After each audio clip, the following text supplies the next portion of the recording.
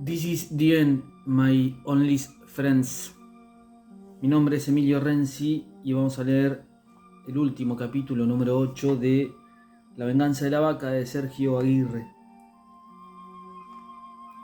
Dios mío, qué horrible. Marcela estaba acurrucada en uno de los sillones. Sí, horrible y verdadero, repitió con aire grave Rafael. Cuando esta copia del diario de Jane Sharp llegó a mis manos, no pude dejar de ir a la dirección de la que era la casa de los Kitteridge. Pero nos dijiste que la habían demolido. Leticia lo interrumpió. Sí, continuó Rafael, pero de todos modos quería conocer el lugar. Ahora es un pequeño edificio de departamentos. Debo decirles que nada siniestro, por cierto. De todos modos, este diario data de la década del 50 y al edificio lo demolieron a comienzos de los 80. Es decir que después hubo otras. Cristina lo tomó de la mano. Todo haría suponer que sí. La chica quiso averiguar en el vecindario acerca de los Kitteridge, si vivían o se habían mudado, esas cosas, pero nadie sabía nada o no estaban interesados en contestarles a una extraña. Carlos, que parecía haberse quedado dormido, levantó la cabeza. O no querían hablar de los Kitteridge. Leticia, que estaba a su lado, se sorprendió. Carlos, pensé que te habías quedado dormido. ¿Dormido? Pero si estoy muerto de miedo. Carlos se veía pálido. Enseguida Marcela agregó: la verdad es que yo también, chicos, les juro que yo no soy miedosa, pero con esto no puedo dejar de sentirme amenazada. La voz de Cristina sonó dura e hizo que todos se dieran vuelta para mirarla.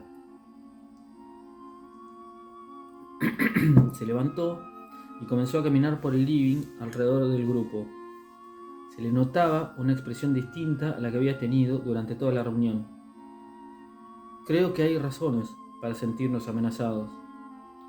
¿Realmente piensan que es casual que muchos de nosotros, de una u otra manera, hayamos sido testigos de estas historias y que hoy estemos juntos en esta casa? No entiendo, Cristina. ¿Qué querés decir? Leticia parecía asustada. Que no creo en las casualidades. Por favor, Cristina, explícate. Manuel hizo un gesto con las manos, invitándole a hablar. No sé más de lo que saben ustedes y eso me hace pensar que aquí pasa o va a pasar algo. Son demasiadas historias de vacas en esta casa y en una sola noche, les juro, chicos. Es una especie de vaticinio. En ese momento Cristina parecía a punto de llorar. Rafael se levantó y la abrazó. No seas soncita, no va a pasar nada. No sabemos por qué a algunos de nosotros nos ha tocado saber, o lo miró a Carlos, vivir estas historias terribles, pero estoy seguro de que esto es todo, no va a suceder nada más. Yo creo que Cristina está en lo cierto, dijo Carlos. Creo que de alguna manera o por alguna razón a nosotros nos ha tocado saber de estas historias. Tal vez hemos sido elegidos. Cayó. Marcela, atemorizada, lo tomó del brazo. ¿Qué está diciendo, Carlos? Miró a los otros. ¿Cómo? ¿Elegidos? Por favor, chicos, me están dando miedo. ¿Qué se supone que nos puede pasar? Cristina y Carlos se miraron. Carlos prosiguió. No sé, francamente, no sé. Solo que a mí también me parece sospechoso que justamente a nosotros nos haya pasado o nos hayamos enterado de... Leticia lo interrumpió. Basta. Basta porque me están poniendo nerviosa. No hablemos más del tema, por favor. Lo único que quiero es irme a dormir y olvidarme de todas estas historias de las vacas. Me parece lo mejor, dijo Manuel, y se levantó del sillón. Leticia lo siguió. Sí. Todos comenzaron a levantar las tazas y a llevarlas a la cocina. En un momento, Marcela se acercó a Leticia y le preguntó al oído. Leti, ¿vos crees todas estas historias? Leticia se dio vuelta lentamente mientras la miraba.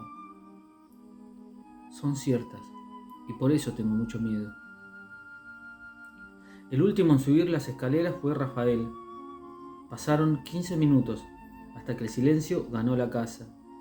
En el living quedó una pequeña luz encendida. Pasó alrededor de una hora cuando se escuchó, apenas perceptible, el crujir de una puerta. Lo discutieron durante 3 días. Carlos y Rafael pensaban que había que incriminarla, hacerle saber a Marcela que era la responsable de la muerte de Nicolás, para que viviera con eso el resto de su vida. Leticia, Manuel y Cristina, en cambio, creían que eso era lo mismo que nada. Estaban seguros de que Marcela se defendería.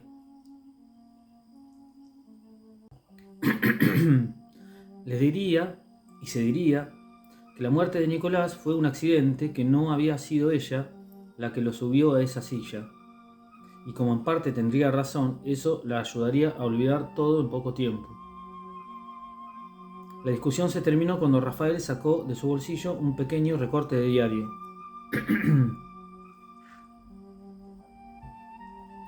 Después de leerlo, encendió un cigarrillo.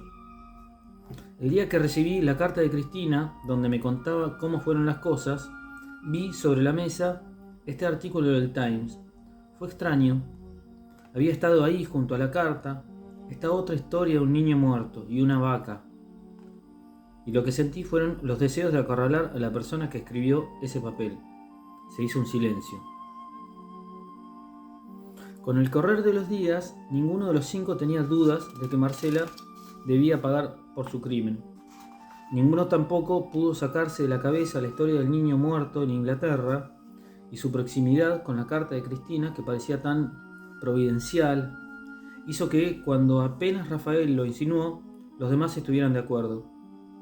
Debían vengar la muerte de Nicolás y el dolor de su amiga, y el arma que usarían sería la misma que provocó la tragedia, la vaca. Harían que el terror jamás le dejara olvidar esa palabra. Sería, también para Marcela, una palabra maldita. Enumeraron los pasos. 1. En esos meses se acercarían a Marcela, de una manera que no sospeche nada, la harían partícipe de sus salidas. Tratarían, en suma, de que se integrara al grupo como queridos compañeros de secundaria. 2.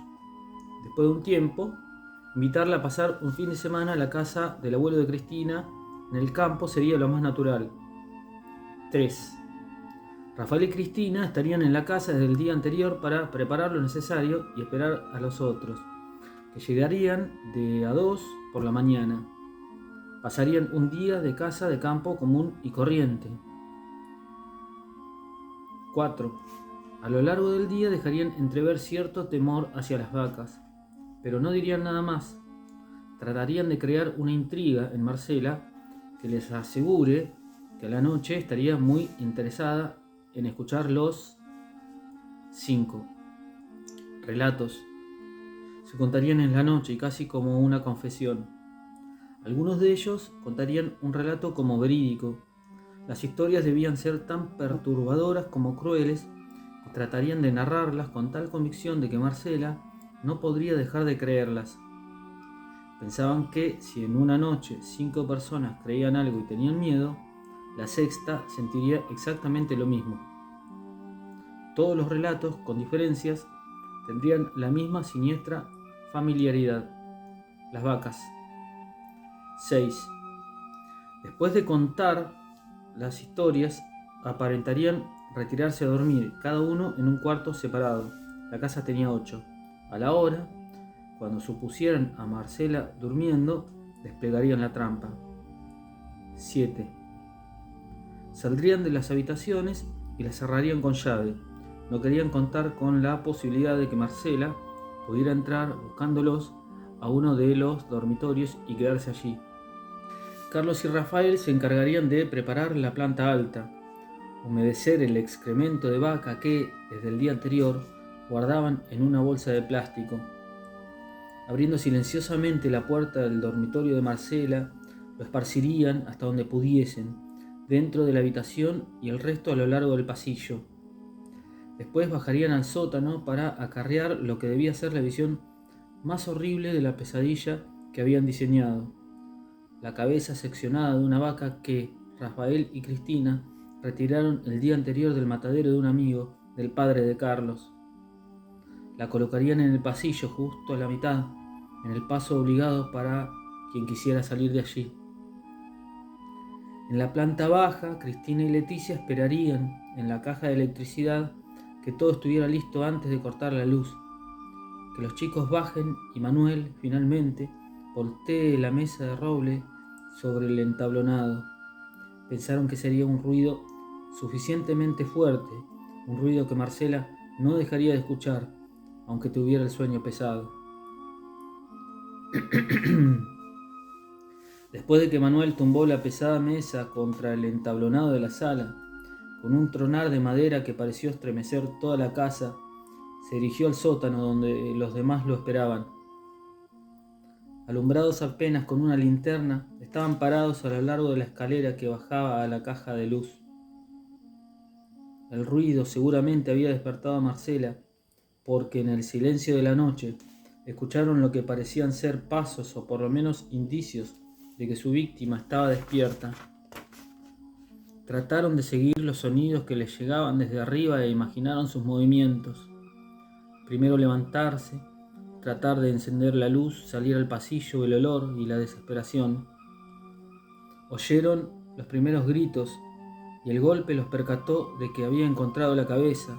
Encendieron la luz. Los alaridos no les dejaron dudas de que la había visto.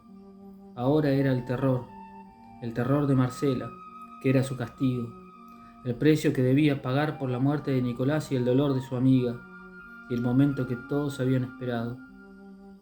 Duró unos segundos y después escucharon un silencio. Fue un instante, y después el ruido del cuerpo de Marcela rodando escaleras abajo, golpeando con su peso contra los escalones hasta el silencio final. En ese momento tuvieron miedo, el miedo de haber ido demasiado lejos.